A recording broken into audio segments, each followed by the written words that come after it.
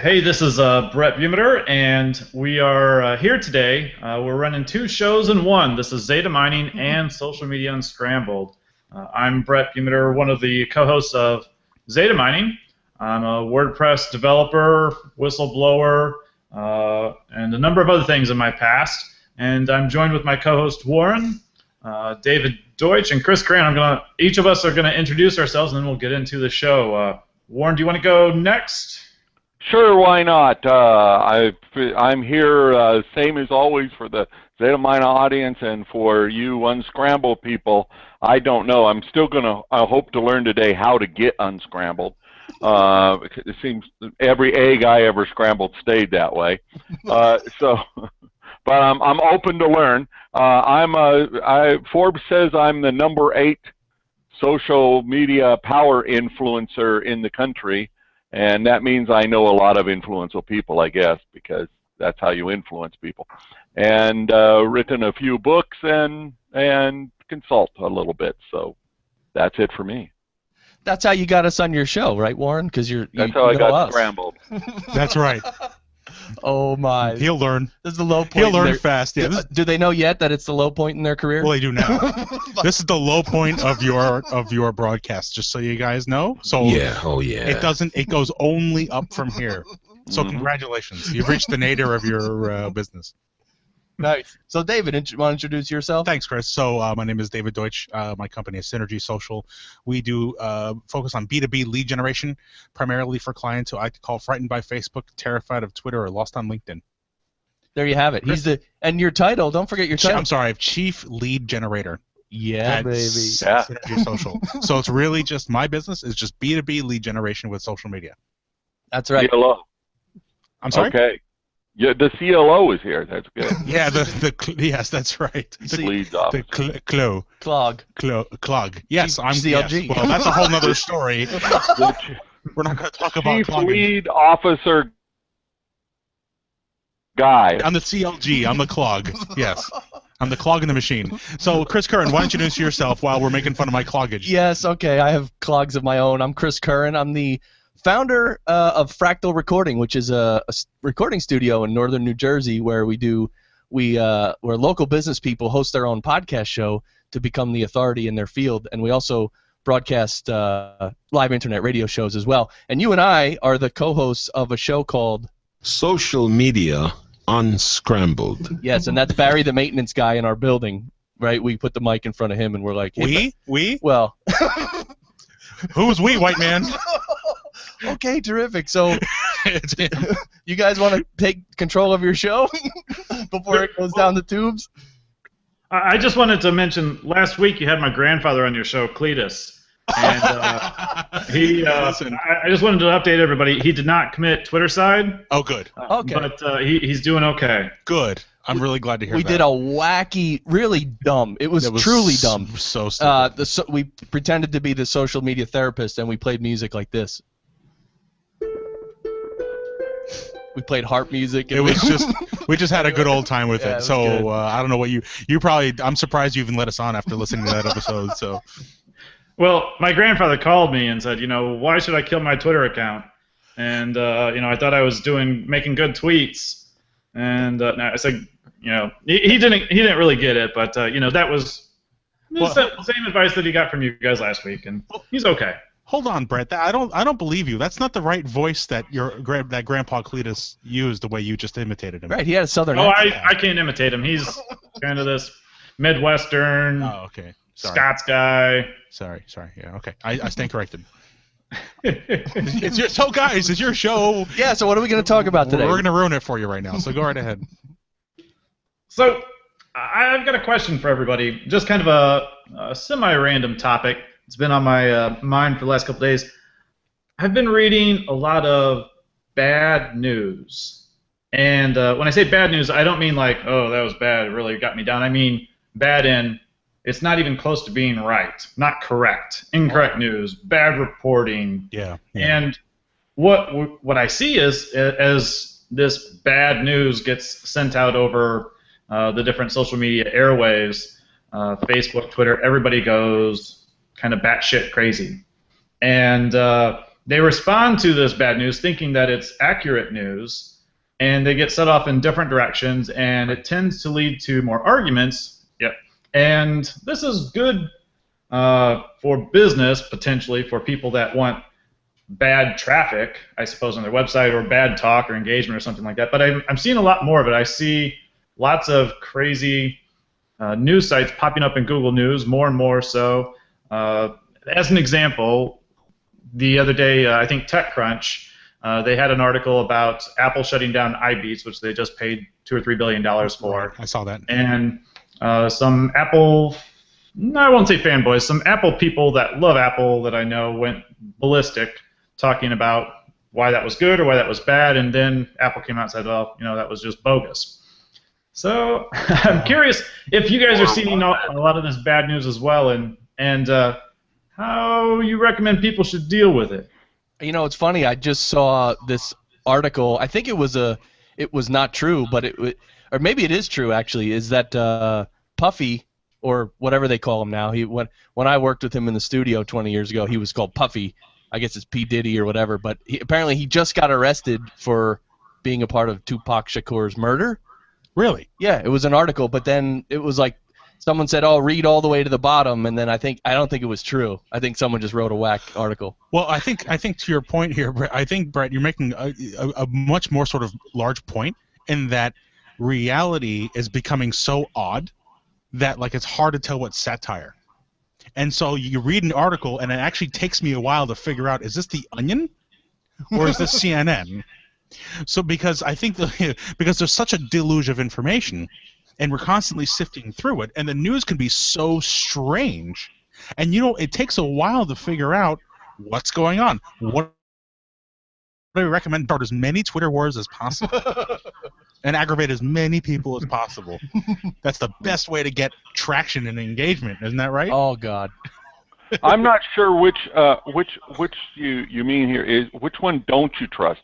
Onion or CNN? Well, and that's a great point. I'm watching the Daily Show and the Last Week Tonight with John Oliver and Stephen Colbert for actual news, because they're the ones who are actually telling what's going on, and it's really absurd that we live in these times, but it's the truth. Right. Well, and I think a normal comic statement now is a comic will say this is absolutely true, and that's just part of the act. And so, in answer to Brett's question, I don't think anything's really changed. What's happened is the media we have today allows us to see it a lot easier. Right. That's it. And I don't like the idea that we gang up on that. I found it extremely. My favorite thing on the Daily Show used to be when they stacked up the 47 clips of everybody using the talking points on Fox. Okay, I got that message. It's not funny anymore. Right. I want you to get in a little bit deeper, and instead of saying, "Oh, this senator said something stupid," now we have to say the senator is stupid. Right. And of course, they always pick on somebody they disagree with, so that does make it biased. And I don't think there's any line to cross there. It's still satire. It's still allowed. I just don't find it credible anymore. Well, let's take it one step farther, because satire is definitely one aspect of it, and I'd agree the news is it's extra zany these days, and I think that's partly the people writing the headlines for the actual factual news, trying to get people's attention. But then there's this other segment too where it's just not even factual. Right from go, the news is not facts. Well, James, it's not objective, it's not accurate, however you want to call it. There's nothing remotely close to being correct about it. The news has always been a filter, or a kaleidoscope filter on the world, showing us what will make us stay tuned and watch the next ad. It's always been that way. They invented journalism as something to keep the fish wrap from being used as fish wrap a little bit longer, so they could deliver the ads. You have an ad sheet, you add a little bit of news, somebody might decide not to just throw it away. And that's the history of journalism, and all of the Edward R. Murrow and you know, investigative reporting and everything, that's just all been added on to pretend that it's a profession. Right. So the difference is today we have, instead of one filter, we have, you know, a million filters out there. Anybody can produce whatever they want. So answer, you got to find what resonates with you. Right. You know, I had a problem the other day. Somebody who I trusted posted something saying that Sarah Palin had written a letter, and, you know, in reading, it was presented as if it was true. And when I questioned whether or not it was good to attack somebody quite that strongly, the response was, well, we have to. And again, hyperbole. We don't have to. Yeah. It's maybe a powerful way to present something, but we don't have to. Right. Right, your comment? Chris, So I just had a comment that, you know, more than 20 years ago, Jane's Addiction said that the news is just another show. Yeah. So, well, you know, I was just going to say that, you know, Chuck Todd, the new host of Meet the Press, decided maybe a few days ago that the country can divide it into two different kinds of people: people who go to Starbucks and people who go to Chick-fil-A. That's it. They you serve know, coffee and at Chick-fil-A? well, that's what I mean, or chicken at Starbucks, right? But the point is that you have, you know, only liberal elites, you know, sipping lattes in the city for $9.50 are this side, and only good old folks down to earth, salt of the earth on the Chick-fil-A. And that there's no, I think our news media, frankly, is so they're not nearly as smart as they think they are. They never were. Back in the day, you saw Walter Cronkite read the news that had been vetted, and I have to say, in my memory, he did stand up for not bending for the will of the advertiser and the thing like that. Probably as good as anybody I could think of as an example. Right, exactly. But he was on for, you know, the hour every night reading the paper with teleprompter. Right. And today you've got people coming off the top of their heads. I mean, we're as credible as the people that are presenting the news today. Exactly. And that, you know, that I don't blame Fox. You know, it's easy to blame Fox. It's not. It's really NBC and CNN, the so-called mainstream, that is so just puts things in such simplistic terms, like you're either a Chick-fil-A American or you're a Starbucks American. I met a Republican yesterday who said, I don't know either.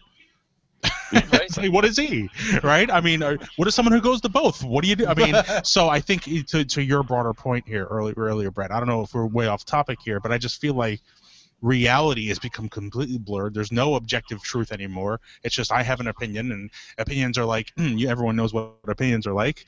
Everyone's got one. So, you know, I think, and it's very easy to things to go viral around the world. It could be a complete falsehood.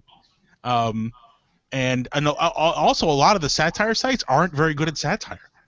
Like one called like the Freewood Post or something like that posted something about how the weather was going to be terrible this winter, and everyone shared it like it was real. I was like, well, this is just satire, but it's really bad satire. Oh, man. So I mean, whatever the website. So you have on the way of all these things happening at once.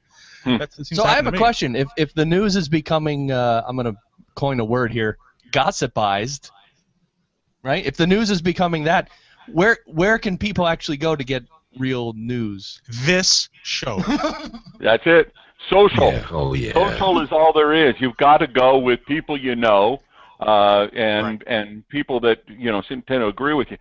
And the smart thing to do would be to also take in some voices that you feel you can trust, that they are have integrity but disagree with you. That's great. You know, that's why I keep Brad around. And I've got a quick follow-up question to that. At least once a week. So if we go with the people that we know and sort of trust to get things right, I've found that, and I've been, you know, combing through news professionally for 25 years, different roles and things like that, and I feel that I have a good deal of experience at doing so, finding good sources and bad sources. But even with my experience, I screw up every now and then, and I find an article that I think is correct, and then ultimately I don't. And what I find is that after I've shared that, let's say I posted on Facebook or I posted on Twitter, and the response that follows and then 15 people down the thread, somebody says, "Hey, that's just a bunch of BS," and it wasn't on Snopes yet. I find that I have a feeling Gilligan didn't just die. Well, it's not that it just dies. It's kind of like no. You remember the time you posted that Bob Denver had just passed away, and it was a 3-year-old He's been post. dead for 7 years. Right, but here's the difference. Well, you're admitting it. You're standing here admitting it, and I'll say standing because in case you guys don't know, Brett never sits down. And so you're standing here admitting it, and the news guys don't. You don't see people on Fox saying, we got it wrong. Stewart was right. We had some things wrong yesterday. Right. Here's our correction. Here's our best opinion on it. No, not our justification and rationalization for why we're right and you're wrong. But, I made a mistake. I said Bob Denver had just died. He is dead, but it's 7 years ago. That's something that we'll say. So I trust that more. Right. I trust that Brett's going to, be corrected most of the time when I set him straight. So, and I think we should, for both of our audiences, come out and apologize real quick for the spoiler alert that Bob Denver Gilligan is deceased. If you didn't know it, he died in 2005. Oh, hold on. Not Gilligan. Tweet that, brother. Gilligan's dead. If you need to tweet that out right now, hashtag Bob Denver's dead is probably appropriate. Might be a dead hashtag.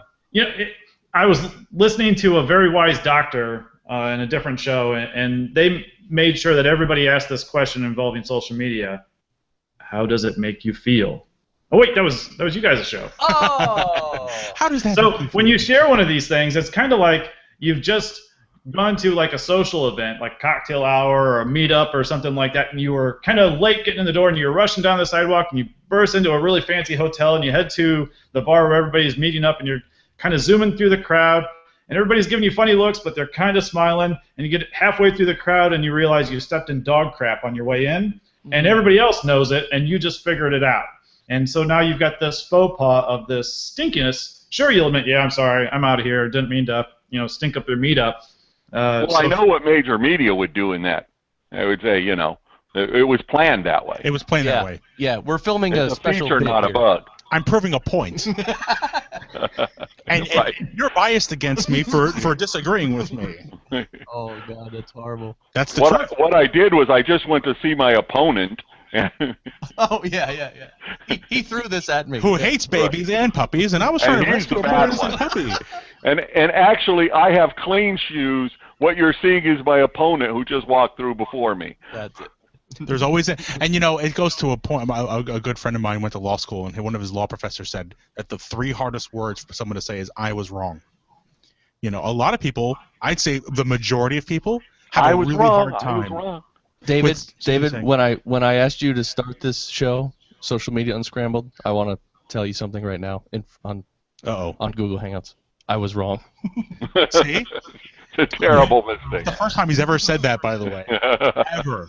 I think it's true though. I think most people just have a hard time. I had a woman call me on Labor Day Saturday at like 6:30 for a business deal, and I called her the next week and I said, "Excuse me, from now on, please don't call me on Saturday evenings of holiday weekend." She said, "I'll take that into consideration." I'm sorry? Nice. Oh, I let them call whenever they want. I just have a recorder on 24 hours a day. Yeah, well, but it was just the point was I said, please, for future reference, don't do that. I'm on vacation. I'll take that into consideration. Not, I'm sorry, I didn't think of it. It just came to the top of my mind. I won't do it again. And she lost all credibility with me. Yeah. She can't just admit to making him. She's clearly wrong, right?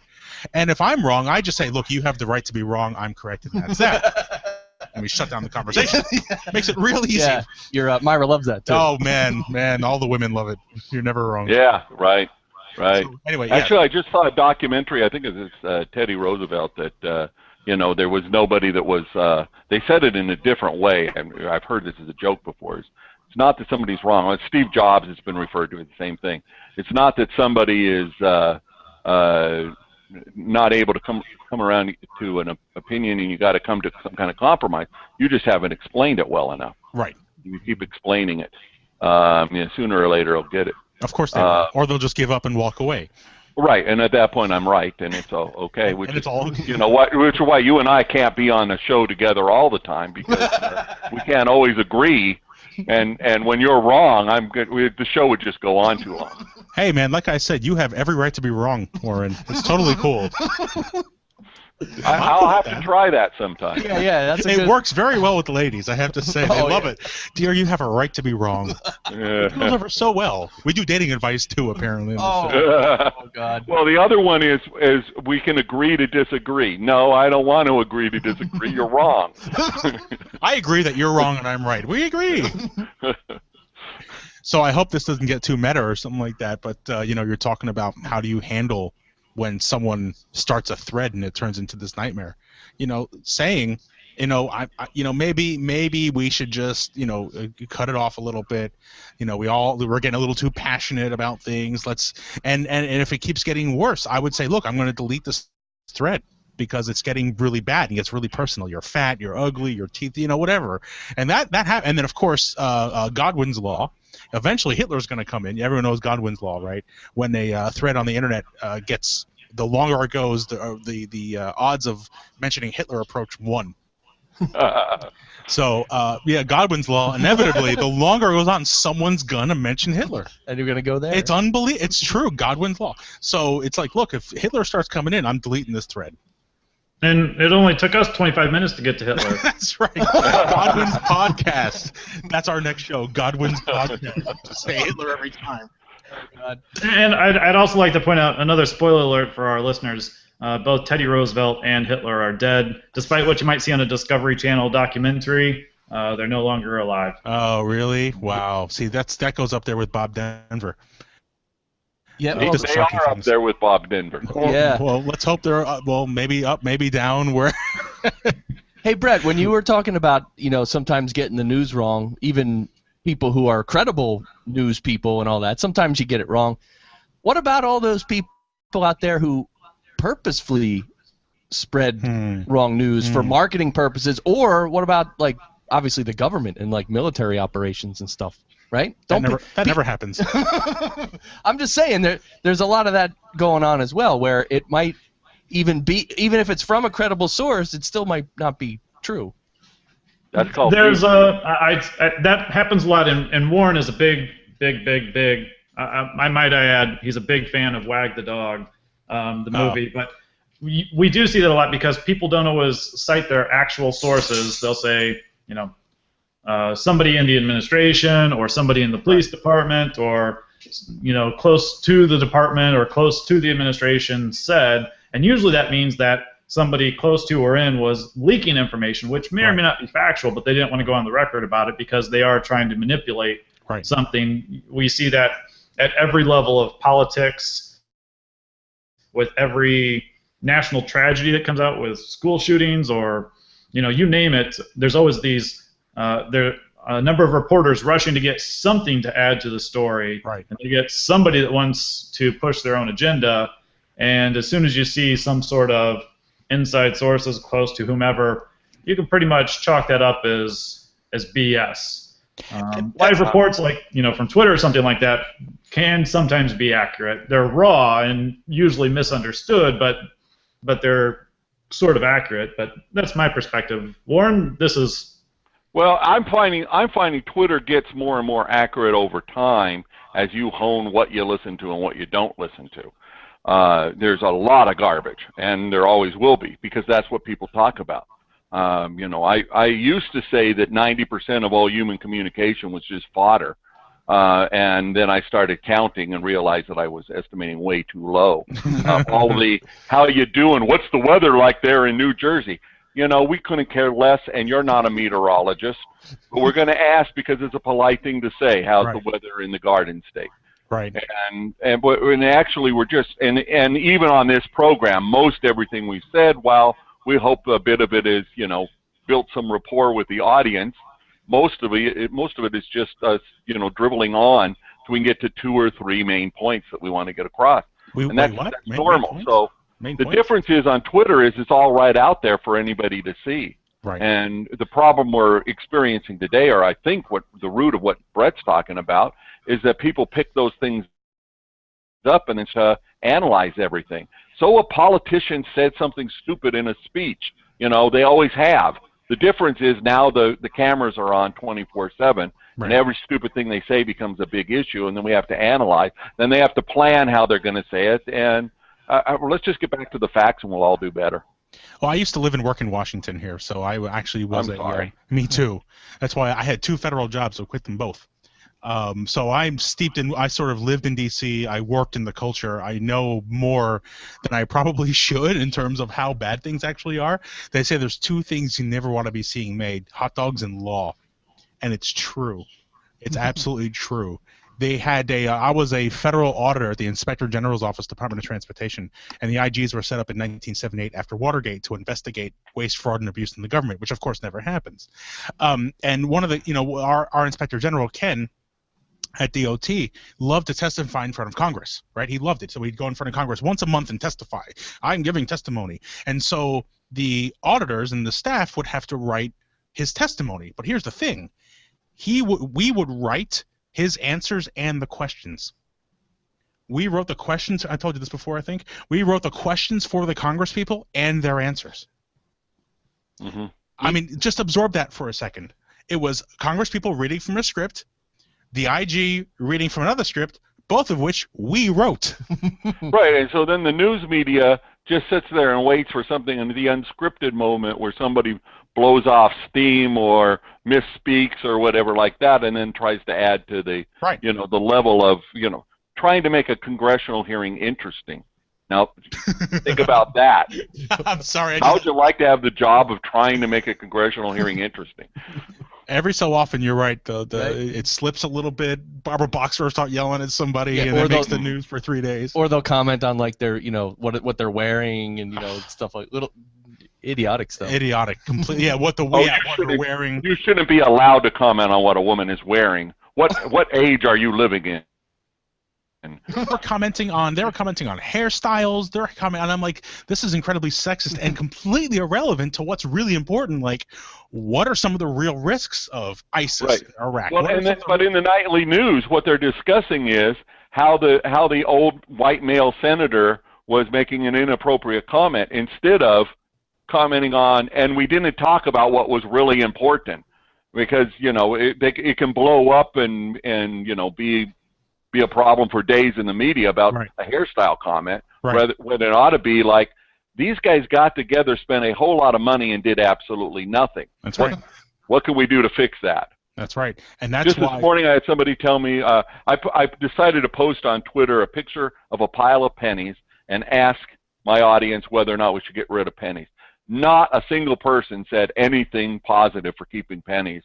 Several Canadians came in and said we were ridiculous to do it, but lots of people were commenting on how it would never happen. The zinc lobby is going to keep us in pennies, and Congress wants to pass a law, but they can't. And when you add all this up, you're going like, what kind of society do we live in when we all know something's wrong and nobody can do anything about fixing it? And it's all rhetoric. And I got quite upset that I was wasting my time on this, rather than making up weird things and put them on Twitter is my job. So not really wasting time, but why can't we be saying, let's come up with a solution for this? How about, somebody said, well, maybe we ought to collect a bunch of pennies and send them. No, we don't want to do that. The zinc people want to get rid of zinc. They don't want us collecting and sending them back. They'd have more zinc. Well, I think, we got to pay off somebody. Let's pay them off. Let's do whatever we have to do and get rid of the dang pennies. Well, I mean, I hate pennies, and I'm totally with you on getting rid of them. But don't forget that, like, the Treasury makes money off of printing money. It's called seigniorage.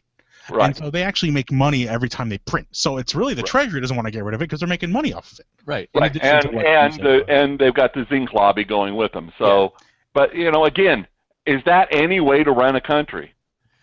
Well, no, but then this type of conversation always leads, in my mind, to Hitler. Well, besides leading that, it always leads to like, we want to be real, and like, after you see through all the rhetoric and all the garbage and everything, like, and after you're old enough to see certain things and whatever, or mature enough, I should say, you kind of think, well, this is all just a smokescreen and it's all just so silly and there's no common sense. I mean, the stuff I've been going through in my own business to get a merchant account.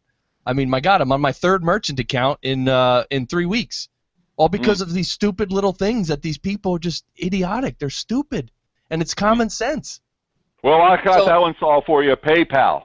Took me an hour, and after having the same account for decades, I decided to close it.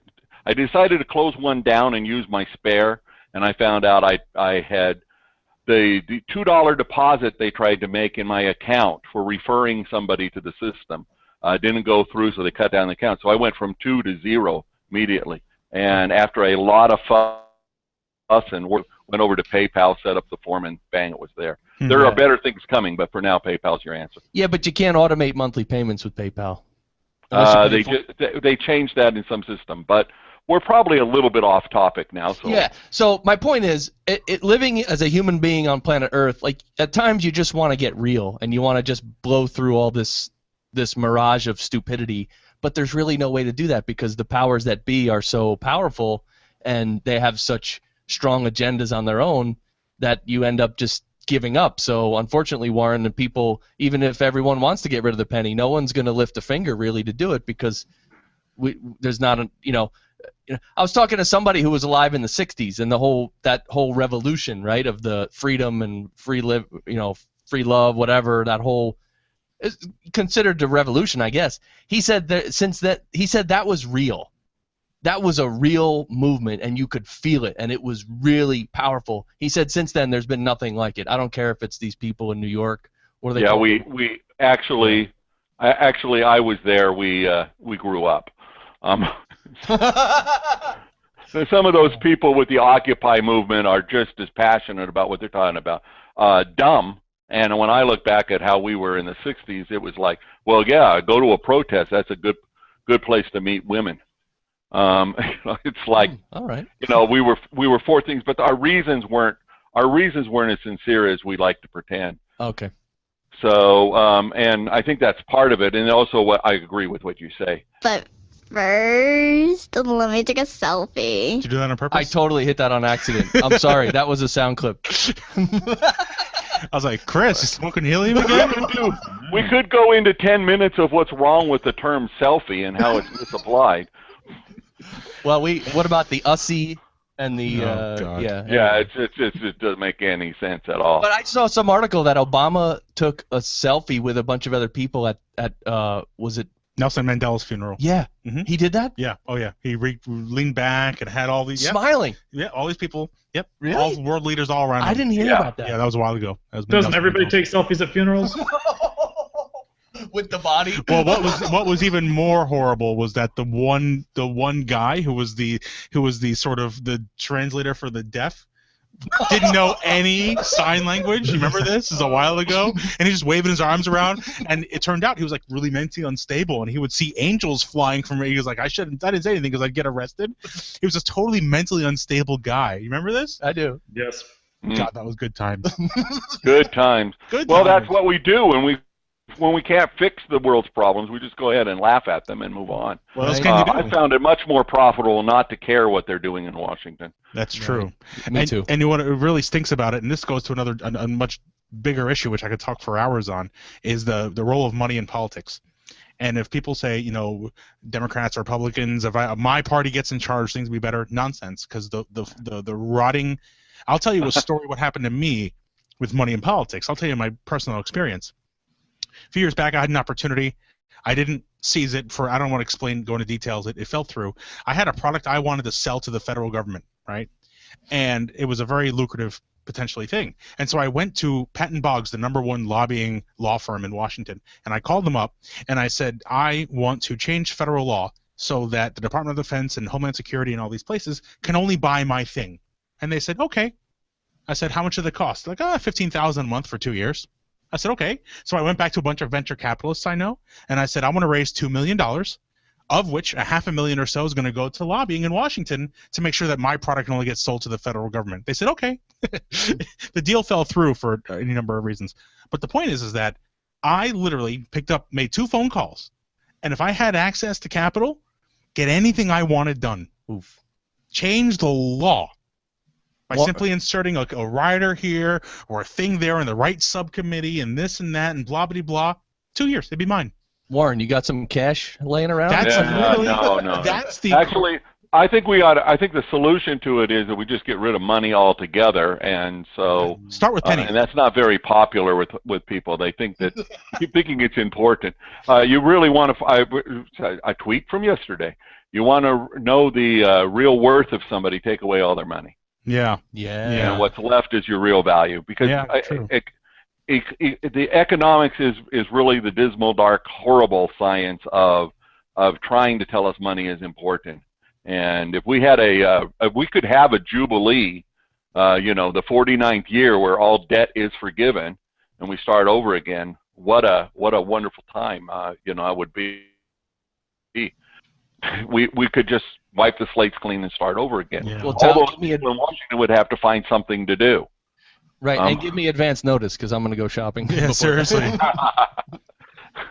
Well, and that becomes an immoral act when it's why we have in the bankruptcy law that you don't get away with going out and running a credit card debt and applying for bankruptcy. And Right. I went through a big change. I moved to Las Vegas and invested in real estate. I don't need to tell you any more about that one. Wow. And it was after that I realized that the debt that I had worried so much about paying all the time was crippling me from thinking about other things. When I realized that the stuff is not, I've never been a materialistic person in my head, but I was acting like I was totally keeping up with the Joneses, happened to buy something, kid wants something good, here's a credit card, and I felt, quite often I was like the main character on Married with Children, where in the beginning of the show you see him just pulling out 20s and handing them to the entire family. Yes. And and that was cool. That's me. I'm dad. I got the money. I got the credit card.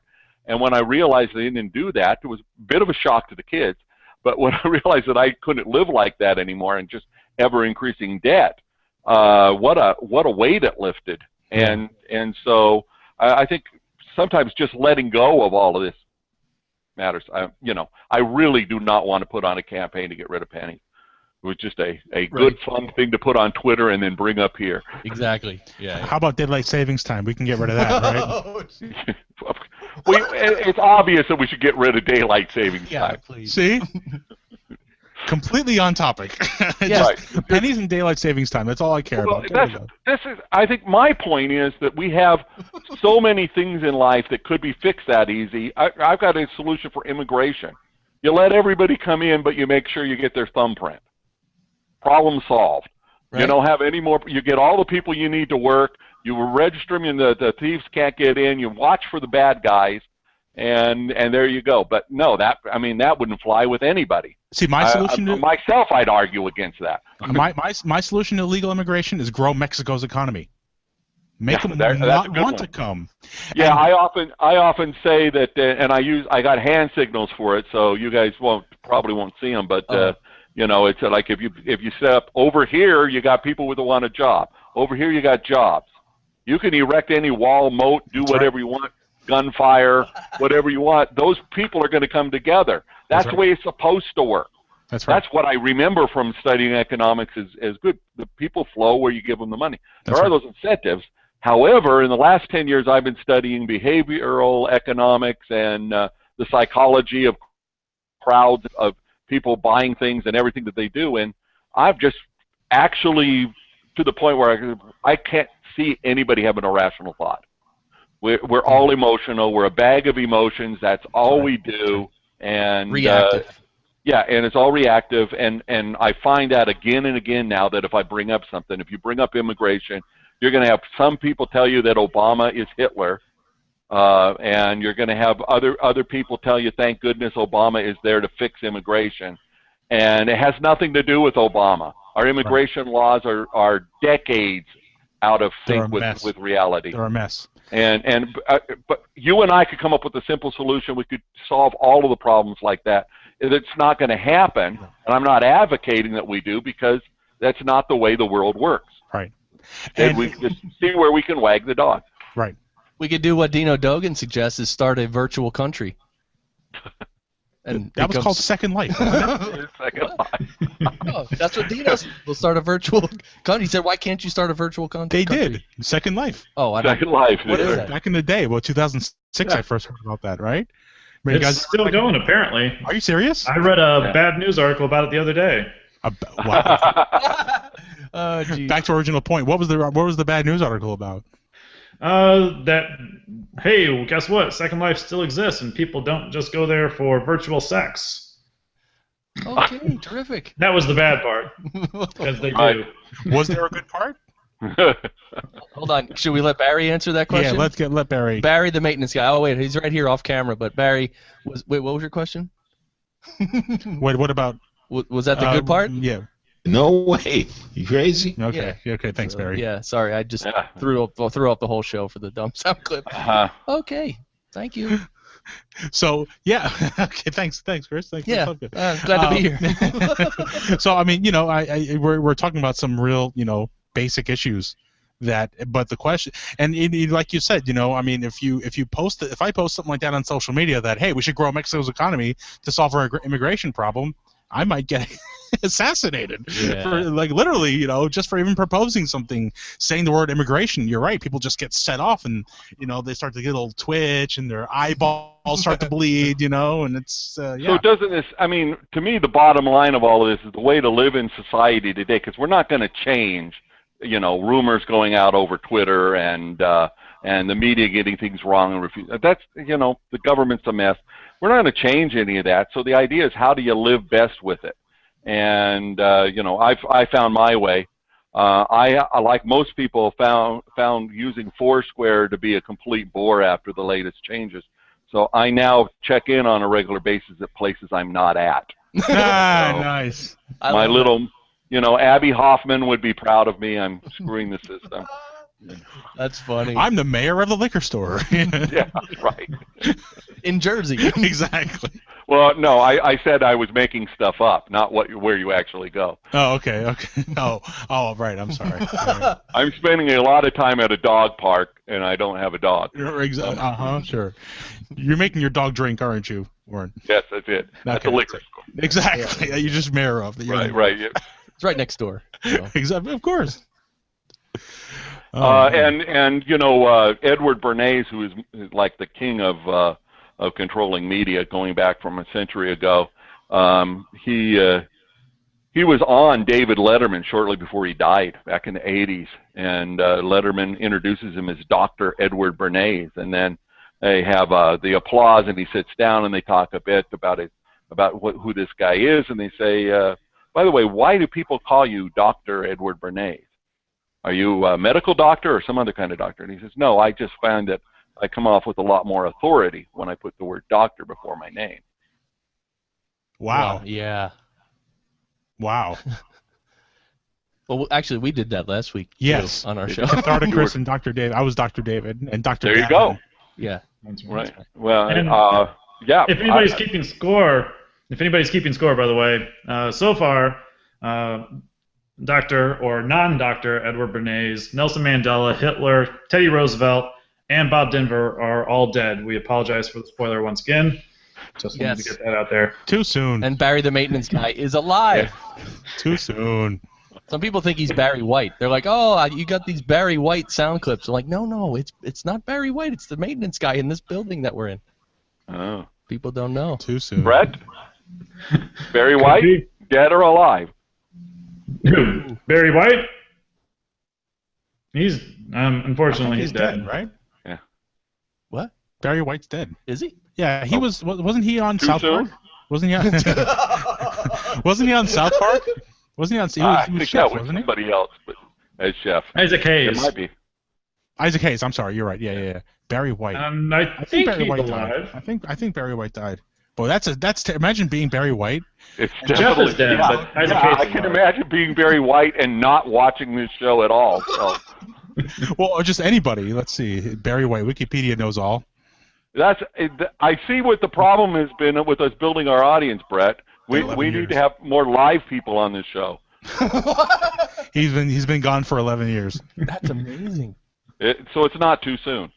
No, not too soon. Yeah, no, we're okay. Barry Eugene Carter. That's his real name. Yeah. Well, here's another thing. As long as we're talking about dead celebrities, you know, how appropriate is it for me to post on Twitter? Well, I never really liked Joan Rivers, but she's going to be missed. She was great. Right? That's weird. Everybody has to post something now. Yes. You know, the positive news, after 35 years of marriage, I now know about celebrity deaths before my wife. I used to be, you know, I used to sit next to an AP machine, and I'd get news or something, and I'd be talking to the wife, hey, by the way, did you know that so-and-so died? She says, of course, that was on the news. And now, thanks to Twitter, if a celebrity dies, I know about it before the wife does. I've caught her 3 times in the last month. Wow. And let's talk a little bit about our friend Dino Dogan from Triber was talking about this, and I wrote a blog post. Wait a minute, Brett. Oh, I've got the Social Tool shirt on. I don't have the Triber shirt dead? No, but Dino, dead or alive? Dino is alive if you can trust the posts on Facebook, which is a big if. It's true. That's a big if. We don't know. He might have auto-posted or scheduled a bunch of blog articles. That's right. He could have been dead last 3 months. Before the tragic accident of being brought up on the Dead People show. Or coming on our show. He's been a frequent guest on There's our probably people who have Twitter accounts that they probably just post obituaries, right?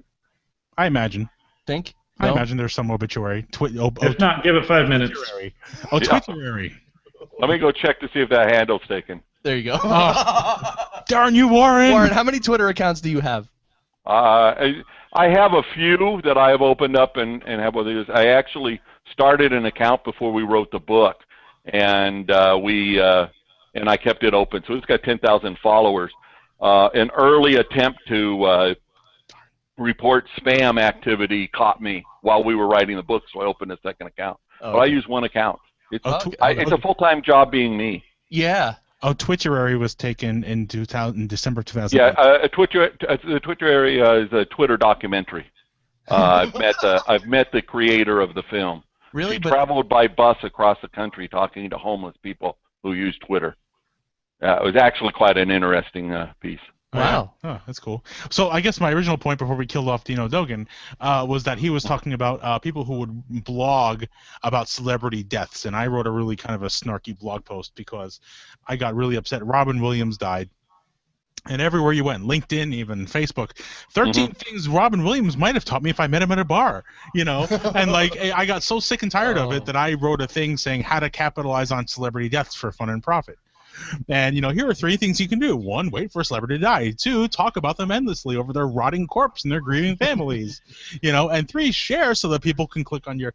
And, you know, I find that to be just reprehensible. Yeah, it's something I don't like to talk about it because I have an opinion that you know, talking about suicide is not something. Doing it in public actually does not help those who are looking for a way out and want to make a big splash.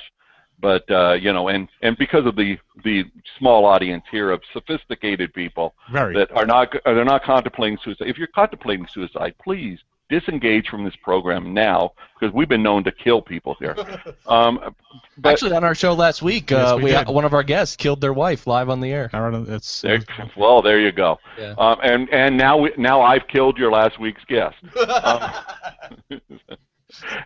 Nice. And so when I heard about this, and I ended up getting a lot of play off of it because I had just posted a quote. It was something written on a whiteboard that I found someplace and I posted, and it was getting a lot of response. And about 10 minutes later, I read, I got it from Robert Scoble, who shares tech news. And, you know, oh, this is awful. And Robert had met him. At least he had that going. But, you know, and we're like, I don't want to hear anything about this. And then everywhere you go, it was there. Well, so I later reposted the thing on Twitter and said that, you know, this reminds me about something about today's events, not saying Robert Williams' suicide, anything like that. And, boy, it went, you know, semi-viral and got a lot of play for me. And I felt a little bit bad that I was capitalizing off of that when my initial reaction is to be angry. You know, what a stupid thing to do. And then, you know, after I get over that shock of a couple of seconds, I'm trying to think like, what could have been done? What could I have done to help? Blah, blah, blah. I had people, though, on Twitter telling me that if I didn't retweet everything they had to say about battered women or, you know, people living with depression or whatever, telling me that I've got to do this because it's such an important message. What, don't you care about the people who are suffering? Yeah, I do, and I think sometimes the best thing to do to help them is not to go off talking about something you don't know about.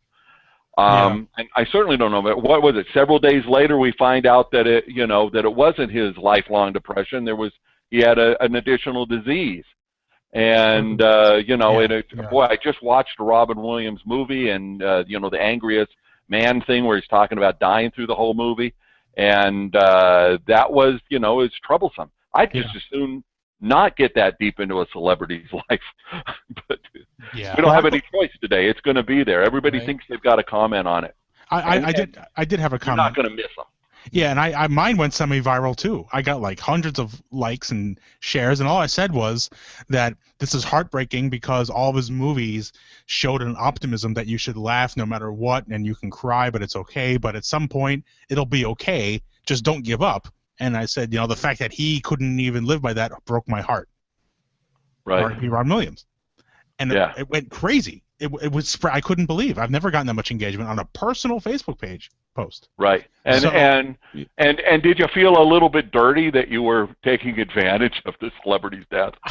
Well, you made a point though. That's like an observation / point that you made. I'm not trying to sell my business. It wasn't on my blog. It was just directly on my personal Facebook page. Right. It wasn't. I'm not trying to. I just put what I felt. Right. And when I post on social, 98% isn't about me at all. And well, you've answered the question there. Really, it comes down to you have to do what you know is best. I talked to somebody who helps startups yesterday, and he told me about a company that was trying to raise some money out of family and friends, where the money would be, hurting somebody to invest. And he says that company needs $1 million. It's not going to survive if they don't get $1 million. But they're going after 100,000 so they can put off making, getting to that point for a little while. And he says, I don't feel right about it. And my knee-jerk reaction to it was just using my, my experience, morals, and personal integrity was like, you can't let him do that. You've got to walk away. You can't say if he gets the $100,000, you're going to still help him get the $1 million, because that could work. I'm not saying it couldn't work. That's fine. When we counted some stories like Fred Smith took payroll from FedEx and flew to Vegas and gambled it. It happened to work, and so there's a FedEx today. If it hadn't worked, he'd be in jail. So those stories are interesting to hear, and I don't fault anybody for trying something like that. But in the case of somebody who says, I don't feel good about doing this, then why are you doing it? Use your own gut. At some point, you just got to walk away and say, I can't do that. And that's why you don't work in Washington. Is that the tip of the week then? Use your own gut? Well, yeah. I mean, I've self-censored. There are things I really want to post because they're really funny, but I can't, and my friends have no problem with it, so they go off and post it themselves. Do you have a fake? So that's why you do the show. Why do you think I do this show? Do you have a fake alter ego Twitter handle that you post all wacky stuff? No, I don't. But I do have to self-censor, and if the moment I have to say to myself, should I say this? Then the answer is no. And I'll share one of the examples, and I think we went back and forth on this on this show because I wanted to bring it to the crowd. I wanted to say it was during the Hobby Lobby decision. Everything was going crazy, and I said, look, I ended up not posting it because I said, look, I don't care what religion you are, but treat religion like you treat your genitals. Do whatever you want in private. Just stop wagging in my face. Yes. And I said, I'm not going to post that. Precisely because it's like, you know what, they have a right to post what they want, and I don't have the right to tell them what they should or shouldn't say.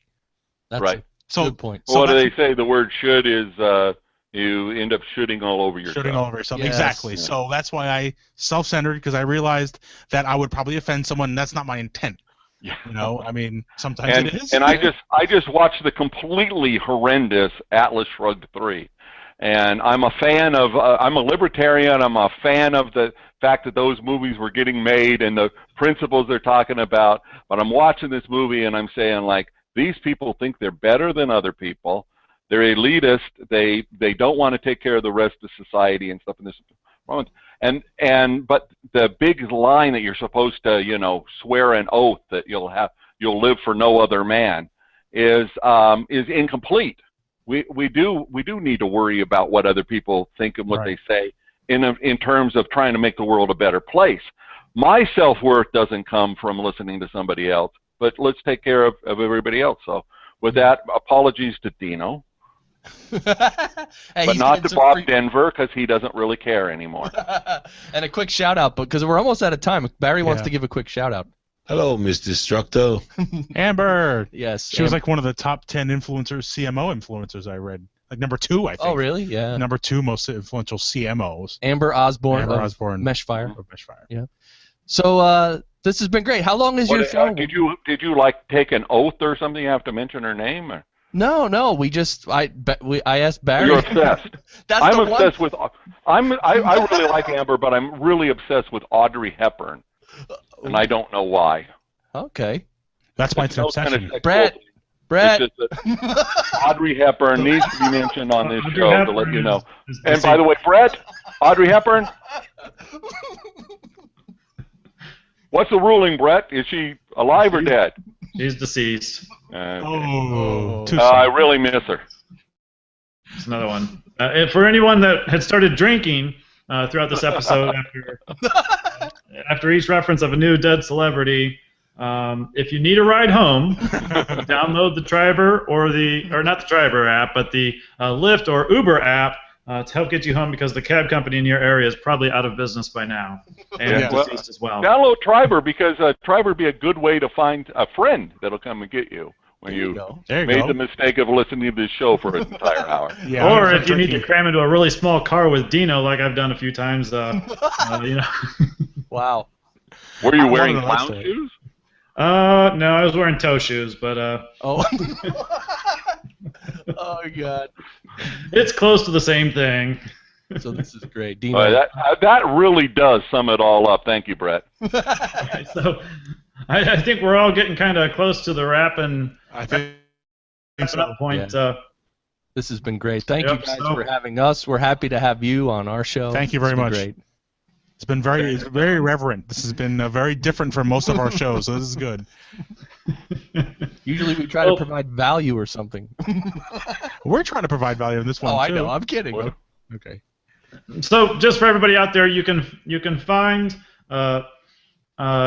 Social Media Unscrambled. It's can you give your Twitter address? It's an abbreviated version of that, right? Yeah, it's SM Unscrambled, and our website is socialmediaunscrambled.com. There we go. And we're at ZetaMining.com or the Zeta Mining channel on YouTube. Hey, what is Zeta Mining? We'd like to thank everybody here on our side too. Yeah. And I'd like to encourage everybody to come on over to Twitter. I'm at Warren Whitlock, and talk to me. I will be posting soon. I'm off to get some scrambled eggs. Ooh, we got some unscrambled eggs. Yeah. Yes, from the alternate universe. See what I did there? Yeah, gotcha. There's that comedy thing. Goodbye. Yeah, right. All right. Is this thing on? Hello? Hello?